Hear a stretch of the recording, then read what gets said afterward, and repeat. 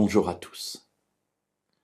De tout temps, l'enfant de Dieu a voulu mériter en quelque sorte son salut.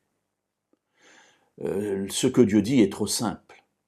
Et je veux venir avec les bras chargés de ce que j'ai fait, placer tout cela devant Dieu et lui dire « Seigneur, il est bon maintenant, il est normal que tu me sauves. Vois tout ce que j'ai fait. Vois tous les efforts que j'ai déployés. » Pourtant, dans la Bible, le salut est simple. Dieu a tout fait pour nous. Il a donné son Fils. Jésus est mort à notre place.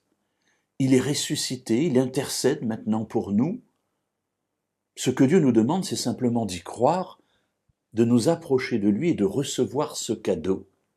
De ne pas venir avec les mains tendues mais pleines de ce que nous pouvons apporter, mais de venir avec les mains tendues mais vides pour recevoir le cadeau qu'il nous donne.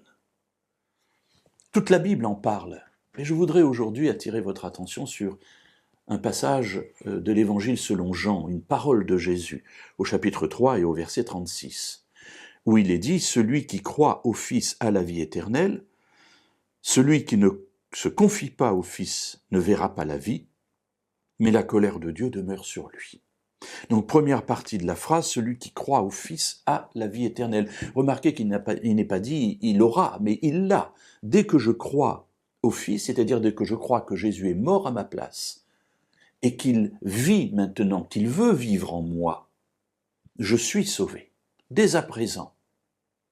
Quel que soit le niveau d'où je pars. C'est extraordinaire. C'est pour cela qu'on appelle cela la bonne nouvelle, l'Évangile d'ailleurs. La deuxième partie de la phrase nous dit que celui qui ne se confie pas au Fils, dans ma traduction, dans le texte original, il y a l'idée de celui qui désobéit, et on se dit, tiens, mais on parle maintenant d'obéissance. En fait, les deux choses sont présentes toujours dans la Bible. La foi qui accepte le cadeau, et ensuite la transformation de la vie qui résulte non pas simplement de la présence de Dieu en moi, mais de l'acceptation que j'ai de cette présence de Dieu en moi. Ainsi, croire que Dieu me sauve est bien, mais encore faut-il que dans ma vie, je porte les fruits qui manifestent la présence de cette foi en moi.